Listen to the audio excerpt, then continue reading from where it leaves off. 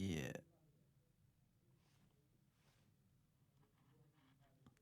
Ikaze ku makuru ya BBC Gahuzamiryango.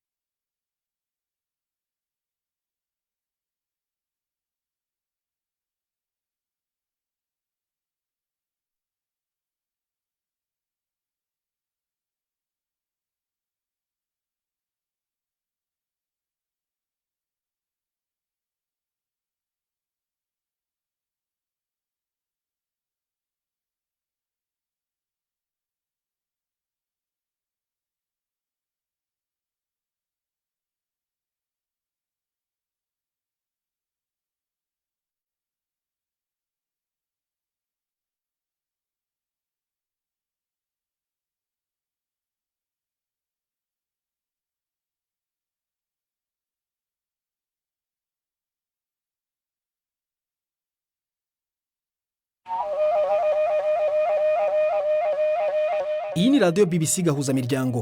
Ivugira i Londres kuri metero 19, 25, 31 na 41.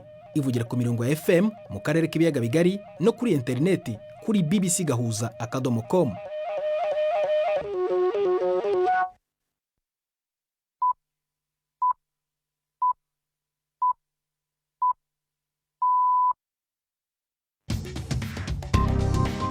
Ubu ni saa 10 n'igice ku isaha mpuzamahanga ya GMT, ni saa 12 n'igice ku masaha yo mu Rwanda no mu Burundi.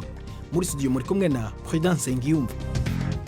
Uriwe wowe utuze amatwi BBC Gahuzamiryango aho uri hose ku isi, ikaze kuri radio, kuri Facebook live ndetse no ku mirongo migufi ya shortwave.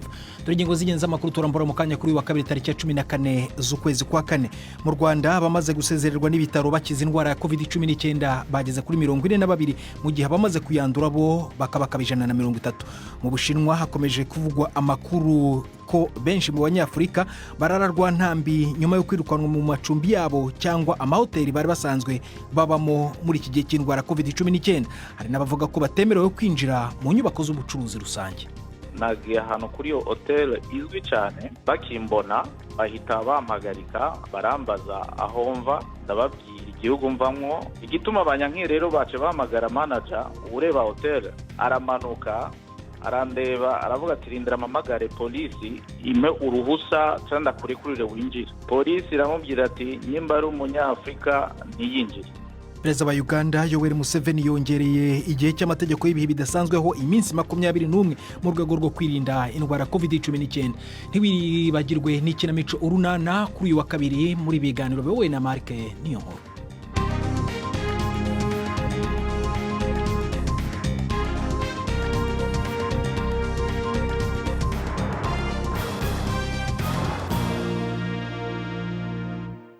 Ikaze ku makuru arambuye. Ikigega cy'imari cy'isi IMF cyasohoye igipimo gishya kigereranya uko ishusho y'ubukungu bw'isi kizaba, kivuga ko buzagabanuka ku bice 3% kubera icyorezo cya coronavirus. Mu kwezi kwa mbere k'uyu mwaka IMF nyamara yari yavuze ko ubukungu bw'isi buzazamuka ku bice 3%. IMF yavuze ko iri gabanuka ry'ubukungu rizaba ribi kurusha izahara ry'ubukungu ryabayeho muri 2008 mu gihe cy'izahara ry'ubukungu ku isi. Irateganya kandi ko igwa ku kigero cya 5 cy'ubukungu bizibasira ibihugu bikungabaye ku isi kurusha ibindi. Bimwe mu bihugu biri mu nzira y'amajyambere birimo nk'Ubushinwa n'Ubuhinde byo bizazamuka mu bukungu ariko ku muvuduko uri hasi ugereranyije n'ibihe bya mbere. Hagati aho IMF kandi yakuye imyenda ku bihugu 19 bya Afurika mu rwego rwo guhashya ingaruka za COVID-19. Ni icyemezo kireba amezi 6 ya mbere kizatuma ibihugu nk'u Rwanda, Sierra Leone ndetse na Benin bishyira imbaraga mu bukungu mu rwego rw'ibikorwa by'ubuvuzi bwihutirwa. Ariko rero mu gihe ubwandu bukomeje kuzamuka ku mugabane wa Afurika, urwego rw'uburyo bwiyubahiriza ry'amategeko narwo ruri mu ziteye inkeke. Inkuru ya Cici Yizundu murumva mu ijwi rya Florentine Kwizera. Buke ibiharuro by'abamaze kubonekamo umugera wa corona muri Afrika bikomeza kwiyongera.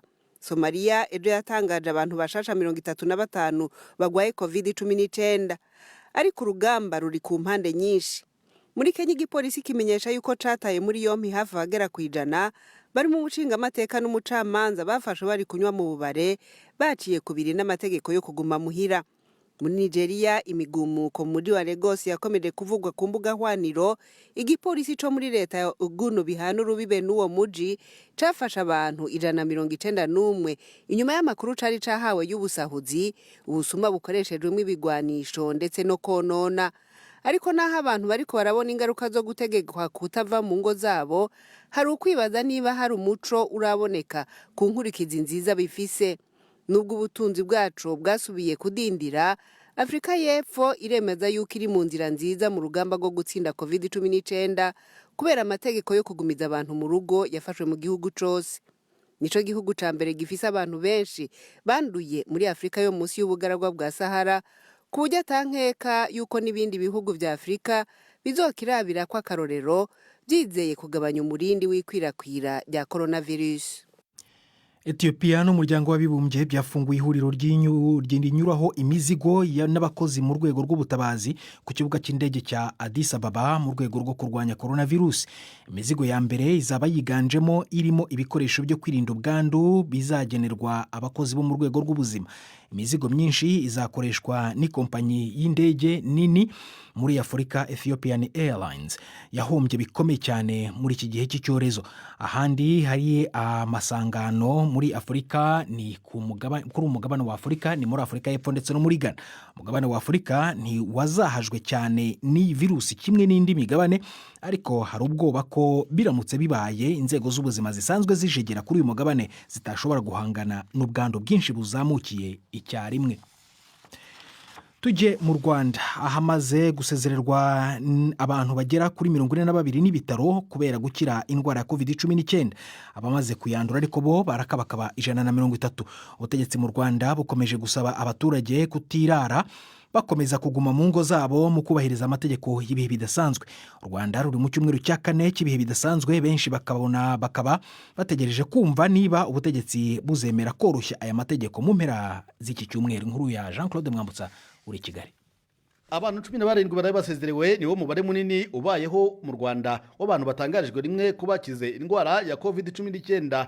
Abana bagize icyiciro cya 4 cy'abasezerewe kuva umurwayi wa mbere yagaragara ku butaka bw'u Rwanda ku itariki ya 14 z'ukwezi gushize. Abashinzwe ubuzima mu Rwanda kandi batangaje ko umuntu umwe ari we wenyine warayatahuweho ubwandu mu bizamini 901 byapimwe ku munsi w'ejo. Ibi byatumye abarwayi bakiri mu bitaro bagera kuri 85. Mu mpera z'icyumweru gishize, Minisitiri w'Ubuzima ubwo yabazwaga icyo abantu bagomba kwitega ku itariki ya 19 ubwo iminsi 30 izabishize, yagaragaje kwitwararika, asaba abanyagihugu gutegereza icyo guverinoma izatangaza kuko ari nayo yatangaje ibihe bidasanzwe. Igipolisi gikomeje gutangaza ko hari benshi gita muri yombi bagafungwa cyangwa bagacibwa ihazabu kubera kurenga ku mategeko y'ibihe bidasanzwe. Uretse abapolisi benshi bagaragara mu mihanda, igipolisi ubu kirakoresha na za ndege zitagira abaderevu cyangwa drone zirirwa zizenguruka hejuru y'ingo z'abantu. Uretse gushishikariza abaturage kuguma mu ngo zabo, ngo zikaba zifite n'ubushobozi bwo gutunga agatoki aho zibona barenze ku mategeko adasanzwe. Hakurya muri Uganda, Perezida Yoweri Museveni yongereye igihe cy'amategeko y'ibihe bidasanzwe ho iminsi 21 mu rwego rwo kwirinda iyi ndwara ya COVID-19. Mu ijambo rye yagejeje ku baturage, Bwana Museveni yatangaje ko ingamba zose zafashwe muri iyi minsi 14 ishize zizakomeza gukurikizwa. Inkuru ya Patience Atuehire uri Kampala, muri yumva mu ijwi rya Mark Niyonkuru. Ico kiringo congerejwe kizotangura kuja mu ngiro guhera ejo ku munsi wa gatatu. Imbibe Uganda ihana n'ibindi bihugu harimo ikibuga c'indege mpuzamakungu ca Entebbe bizoguma vyugawe ku ngenzi.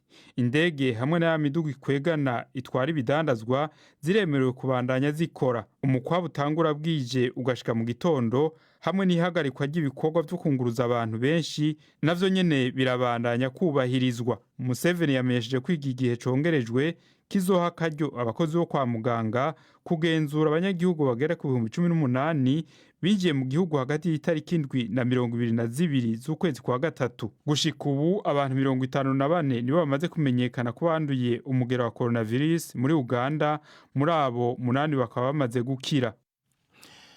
iyi ni BBC Gahuzamiryango urayumva kandi ugiye kuri Kisura FM muri Uganda no kuri bbcgahuza.com saa moya zirabura iminota 22 mu Rwanda no mu Burundi. Uratwumva no kuri Facebook tureba, jya kuri Facebook ushakishe BBC Gahuza. Ndi Prudence Nyumva, mu kanya turakomeza ku makuru arambuye.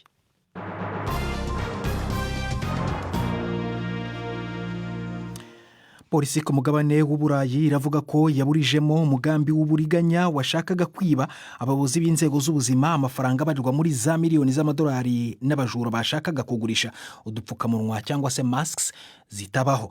Urwego rwa polisi mpuzamahanga Interpol mu Burayi rwavuze ko abaguzi bari mu mwanya w'abayobozi b'inzego z'ubuzima mu Budage batekewe umutwe n'abajura bishyura abatekamutwe miliyoni 2.5 z'amadolari bigize ikigo gisanzwe kigurisha izi masks muri Espagne ndetse no mu Buholandi. Aya mafaranga ariko yagarujwe na polisi. Amwe yari yishyuwe binyuze mu Bwongereza agomba kujya mu makonti ya banki ari muri Nigeria. Abantu babiri batawe muri yombi mu Buholandi, akaba amaperereza akomeje yo kumenya niba hari abandi bantu baguye muri uyu mutego w'uburiganya. Tukiri ku mugabane w'Uburayi, komisiyo y'ibihugu by'umuryango w'ubumwe bw'Uburayi EU iri gushishikariza ibihugu byo muri EU gukorera hamwe mu mugambi wo kudohora ingamba zafatiwe virusi ya corona. Inyandiko yohererejwe ibi bihugu yabonywe na BBC iragena imirongo ngenderwaho mu rwego rwo gufungura buhoro buhoro serivisi zahagaritswe kubera iyi ndwara. Inkuru ya Gavin Lee, umunyamakuru wa BBC uri Buruseli, muri yumva mu ijwi rya Yvette Kabatese. Ubwo rwandiko rw'impapuro enye rwaturutse i Bruxelles rwohererejwe za guverinoma zigize umuryango w'Uburayi ruragira inama ibyo bihugu ko byagenda byoroshya gake gake amabwiriza yari yarashizweho nk'ubucuruzi, hagatangira amaduka n'amashuri, ariko bigakomeza amabwiriza yo gusiga intambwe hagati y'abantu, ngo hazakurikiraho za resitora n'utubari, ariko bagashiraho amasaha yo gufungura n'umubare ntarengwa wabemerewe kwinjira. Rurashimangira cyakoze ko n'izo ngamba zishizwe mu byiciro byanze bikunze zizatuma hari abashya bandura. Ruragira kandi inama za guverinoma ko igihe cyo gutangira koroshya ingamba kigomba gushingira ku kuba ikwirakwiza rya virusi ryaragabanutse mu gihe gihagije no mu gihe hizewe ko hari ubushobozi buhagije muri serivisi z'indembe mu bitaro bwo kongera guhangana n'ikibazo kiramutse kiyongereye. Ikurwaho ry'ingamba kandi rigomba kujyana no kongera uburyo bwo gupima, harimo gupima iyo virusi ubwayo ndetse no kureba uko abigeze kuyirwara bahagaze. Ibihugu biragirwa inama zo gukurikirana uburyo ikwirakwira hifashishijwe porogaramu iri muri telefone, ariko hakubahirizwa ibanga rya buri muntu. Inzego zishinzwe imipaka yo muri uwo muryango imbere ngo zagombye kuzajya zoroshya ariko zikagenda gake gake. Cyakora ngo imipaka ijya hanze y'uyu muryango w'Uburayi igomba gukomeza ifunze kugeza bageze ku yindi ntambwe. Imibare mishya hano mu Bwongereza no muri Pays de Galles cyangwa Wales irerekana ko abantu benshi bari gupfa bazira coronavirus ku rugero ruri hejuru y'imibare itangazwa na guverinoma y'Ubwongereza. Ikigo cy'igihugu gishinzwe ibarurisha mibare cyabonye ko abantu bagera kuri 1/10 cy'abantu bapfa bazize COVID-19 bapfira mu ngo cyangwa se mu bigo bibitaho. Imibare itangazwa na guverinoma buri munsi yerekana abantu bapfa ariko bapfiriye ku bitaro. Gusa abakozi bo mu rwego rwo kwita ku bantu mu mazu baratanga impuruza ko uyu mubare ushobora kuba uri hejuru cyane n'utangwa na guverinoma. Baravuga ko iyi virusi ikaze kandi bagasaba ibindi bikoresho byo kwirinda ubwandu. Ikigo cy'igihugu kibarurisha mibare cyabaruye impfu 6,000, umubare uri hejuru y'impuzandengo mu cyumweru cya gatatu cy'ukwezi kwa kane turimo. Mu makuru yacu y'ejo hashize twabagejejeho inkuru y'ibikorwa bifatwa nk'ivangura bikorerwa abirabura baturuka ku mugabane wa Afurika batuye mu mujyi wa Guangzhou mu Bushinwa. Hari amakuru avuga ko benshi mu banyafurika barararwa ntambi nyuma yo kwirukanwa mu macumbi yabo cyangwa amahoteli bari basanzwe babamo muri iki gihe cy'indwara ya COVID-19. Hari n'abavuga ko batemerewe gusohoka mu ngo zabo. Twashatse kumenya uko bimeze, mvugana na Thierry Ndabigengesere, umwe mu Barundi batuye muri Guangzhou, amaze imyaka 12 aba mu gihugu, nabanje kumubaza uko ibintu bimeze. Muri iki gihe ibintu ntibisa neza cyane ku birabure. Ndavuga neza ku birabure kuko ari abirabure bireba cyane, ntituzi ibyo ari byo kuko biragoye kutahura. Ntumenya ko barimo gushakisha abantu bagwaye cyangwa se ko barimo gushakisha gusa kurondera gusa mu Nyafurika. iyo bakugirishije test bagasanga uri negatif kuguma ufunzwe quarantaine 14 jours. Hariyo nk'inshuti zanje zozo zikiri mu ibarabara zabuze aho zija kuko bazikuye mu nzu zabo no mu mahoteli yabo. None iyo uvuze ngo ntabwo ari ibintu bimeze neza ku birabura cyangwa se ku banyafurika, bimeze gute mu magambo asobanutse ku muntu utarahongaho kugira ngo byumvikane? Ndaguha akarorero ibintu bisanzwe. Uno munsi navuze ntireka nsohoke hanze ndabe ingene byifashe nigeragerezeho. Uno munsi rero igihe nasohoka nagiye ahantu kuri iyo hotel izwi cyane y'inyenyeri 5 ni mu mahoteli akomeye i Rwanda. Bakimbona bahita bampagarika barambaza aho mva, ndababwira igihugu mvamwo, hama bararaba passport yanjye, bararondera igihugu kuri liste. Bari bafite liste nabonye n'amaso y'ibihugu byose bya Afrika biriko. Igituma abanyankire rero bace bahamagara manager ureba hotel, aramanuka arandeba aravuga ati rindira amamagare polisi ime uruhusa cyanda kurikurire winjira. Polisi iramubwira ati nyimba ari umunyafrika ntiyinjire. Wowe wigeze ubaza impamvu bakwangiye kwinjira kubera ko uri umunyafurika? Nabajije manager wa hotel arambwira ati baratwanyiye ko tukwinjira kuko uri umunyafrika. None kwiryo ngiryo ari ivangura rishingiye ku ruhu, ntabwo wigeze ubwira polisi kugira ngo babaze impamvu babikora ngo bagusobanurire cyangwa se utange yenda n'ikirego byagenze gute? Nabajije uyo muntu wa polisi kugira nababwiye ko twavugana no mu Congereza, arambwira atelefone CDC, ni polisi yo mu Bushinwa bashizeho ireba ibintu bijanye na coronavirus. CDC niyo yabishuye ati nyimba ari umunyafrika kuko ntabyumva kuri telefone, ndavuga igishinwa ndacumva muga ntibari bazi ko nzi igishinwa. Abati nyimba ari umunyafrika ntiyinjire. Barambwira ati none nuko biri, baravuga mu Congereza ati we are sorry, ntidushobora kukwemerera kwinjira. Ntaco ndabyumva. None umugore wawe nawe ni umurundikazi? Oya, mfite umugore w'umunyamerikakazi.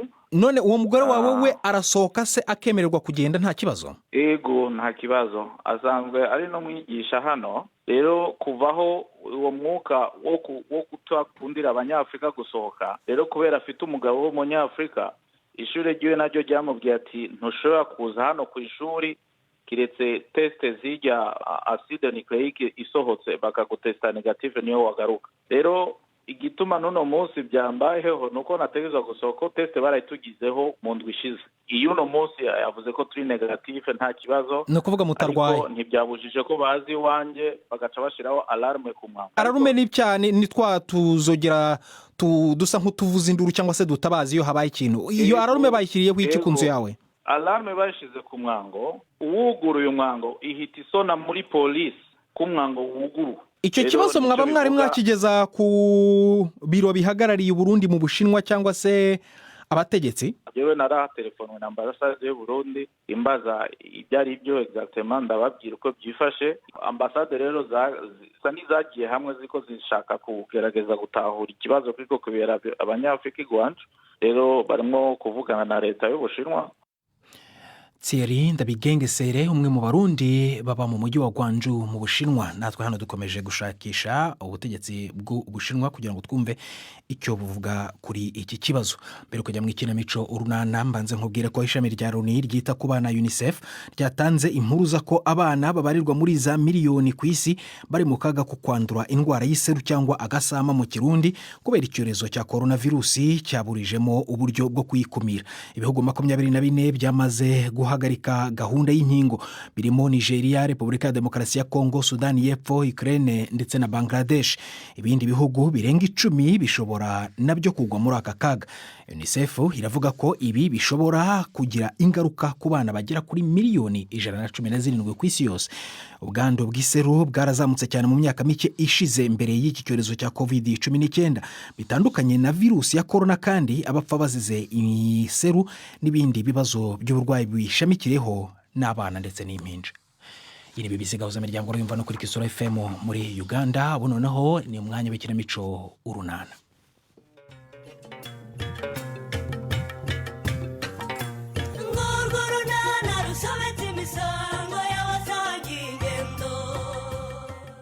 Patrick ngo afite mutesi mari ishyushye. Hagati aho Nyiramarisa mu rugamba rwo kubuza Stefano gukora ingendo zitari ngombwa. N'urunana. Niko Nyiramarisa? Karame.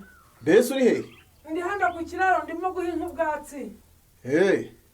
nagira ngo nkubwire ko ngiye rero. Ego ko ugiye se kandi wa mugabo ko muri ibi bihe turimo ntaho wabona ikiraka cyo kubaka wahamye hano ko rwose ngewe nkubwije ukuri rwose kwirirwa hano mu rugo sinabishobora rwose.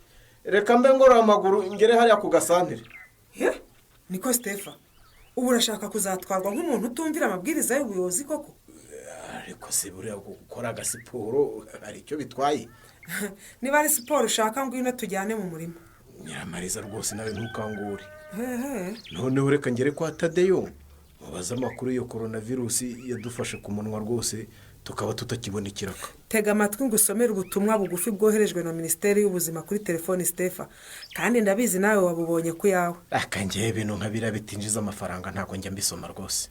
Wateze amatwi nkagusomera wa mugabo we ko ayo mafaranga uvuga uyakorera kuko ufite ubuzima. Ariko se koko uraseka yewe. So rukundo nkunda rwose ntugishaka ko nakuva iruhande. Umva reka ngusomere wumve. Irinde coronavirus, hagarika gusura inshuti n'abavandimwe, irinde gukorera siporo hanze y'urugo rwawe, kandi urinde abana gukinira hanze y'urugo. Ntahina ubwo se ubona kujya kwa Tadeyo kuko simbyemerewe? Ntubyemerewe nyine, ahubwo mugabo mwiza aho kujya ku gasantere ngo uragorora amaguru, nyarukira hariya mu ishyamba ryacu udaciye ahandi hantu, kuko imirimo y'ubuhinzi irakomeje.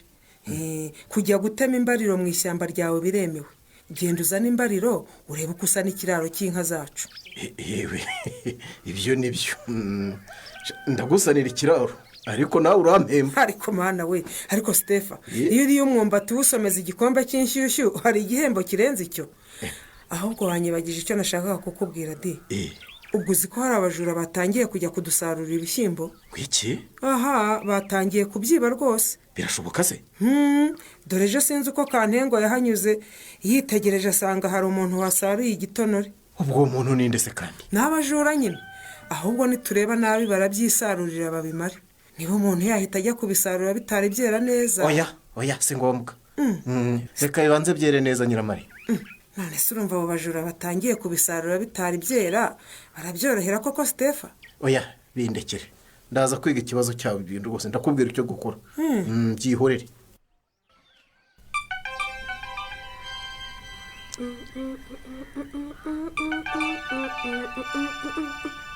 Ego man, wese ko Patrick amamagara ashaka kumbwira iki we? Aro? Bite mutesi wanje? Ni byiza Patrick. Bimeze bite se mwana? Ni sawa. Mfasha. Ndakumva. Kamari kabonetse rero. Akaye Kamari se we? Ya mavuta washakaga. Yewe we, Pati uravugishwa ko ya mavuta wayamboneye. Ubu nkubwire nyafite mu ntoki zanjye mute. Mana yanjye we. Ariko rero shana yabonye bimbishije ibyuya. Ndaje rero Patrick. Gukora iki se? Nyine kuyafata. 20 sura afite mute. Ngo guki Patrick? Ufite amafaranga 20. Ariko waretse kunera ubwoba wacyanawe. Umva, niba utafite ntacyo tuvugana. Ariko ukuntu nayabonye bingoye mute. Umva, reka nze turavugana mageze mwana. Ariko rero nukuri amafaranga ni menshi nge sinayabona. Aha, reka nkwihorere. Uraho ku gasantere kuri salon de coiffure nze ngurebe se we. Ngo hehe? Aho ukorera kuri salon. Ubwo urumva imari nk'ingi nabanyifite kuri salon de coiffure mute. None siri hehe Patrick? Ira hano mu cyumba cyanjye. Mbese kure munsi y'igitanda. Ego mana. Ubwo urumva natenyuka kwizana hagaragara mute. Ariko uguzi ko ari amavuta atemewe hano mu gihugu cyacu. Abayacuruza bacuruza rwihishwa kubera ko atemewe. Anyinse yasanze hano muri salon de coiffure byankoraho mute. Mana we, ubwo se ndayabona ne koko. Nyine jya mu rugo iwanjye ndaje tuhahurire sibyo se. Ariko se Patrick, ubwo koko urumva ayo mafaranga ushaka nayabona? Umva, wowe ngwino duhurire mu rugo iwanjye, ubu nyine turareba uko tubyumvikanaho. Ariko rero nunyinisha ngo nzire usa Patrick umbabarire rwose. Cyagiye warutangiye kuntekerereza inkuru ya Nadine na Nyiramariza nuko ruremesha araturogoya komeza umbwira uko bimeze. Wahora n'iki wa mugabo ko bitoroshye? Bimeze bite se sha? Nyine nakubwiraga ko ejo nagiye kwisurira Nadine. Mbese twigirira ibihe byiza pe. Nuko nadina buriya nawe rero abazi gufata umuntu neza. atagufata neza se nturi umugabo we Sitefa. narariye naranyoye narabize. oya ntushaka urekera gukomeza nabyumvise rwose. reka ngarukira. rekeraho udasemura. nuko rero nawe urumva Nyiramariza yaramvumbuye neza nibyo neza cyane. turahubwa ikindi kibazo. ntiwibuka ko nakubwiye ko hari ikirunga gishobora kuruka igihe icyo ari cyo cyose. ntuzi cya kibazo cy'umurima nahaye Nadine akawuhinga. utambwira ko Nyiramariza yamaze kubimenya. umva rero nkubwire ikirunga kigiye kuruka. uzi ko buriya Nadine yatangiye gusarura igitonore. ntasarure nyine. none se ko wamwemereye ko ari we nyirabyo. ubwo uzi ko na Nyiramariza nawe yabibonye ko hari umuntu wagiye gusarura ibyo bishyimbo kandi azi ko ari ibye. ubwo urabigenza ute? kutinjira se mute? oya Patri, injira hano mu cyumba sha. shamba baruruza hano muri salo. ariko se nakubwiye ko imari itemewe gucuruzwa ku mugaragaro sha mute? ariko nawe rero ngaho basi reka nzi. ntureba ahubwo. ego mana mbega impumuro nicyo ushyira muri iki cyumba cyawe gituma humura gutya we? niko icyumba cy'umusore kiba kigomba guhumura mwana. none se wakwicariye hano ku gitanda we? nta kibazo Patri. uje kureba amavuta birumvikana. yego nyine. akira mute. kira reba rwose. yewe we uziko nari nzi ko wambeshyaga we. oya amavuta ngaya rwose. mana we umva iri cupa ni ubwa mbere ndibonye nuko ikimana nakubeshye Patri. mbega umukobwa uririho ukuntu asa neza. mana we aranahumura neza sha Patri. aya niyo meza rwose ni nayo nashakaga rwose. ni meza cyane nyine. ngaho shyira kashi rero. ariko mana ubuse koko ko nta mafaranga mfite ndabigenza ne Patri. ubwo rero niba nta mafaranga ufite ngaho isokere wigendere. oya Patri amavuta rwose ndayakeneye cyane. none se nibura ntabwo washaka ukuntu nkopa ubundi nkazaba nkwishyura. ariko ubwo uranyumvira ra. uzi imbaraga byantwaye kugira ngo mbone aya mavuta mute? ndabizi ariko n'ubundi wari wanyemereye kuyankopa sibyo? umva mbese nyine ariko Patri ubu nazakwitura iki ko kuyamaye? gishaka nyine. Patri mbabarira uyame ni ukuri nzagenda nshakisha amafaranga ngende nkwishyura buhoro buhoro. reka sha ndi muri bizinesi utanteza ingaro. mbabarira sheri yame ni ukuri nisige nawe atarahinduka dore abantu basigaye bagenda banseka ngo nabaye nyamabara.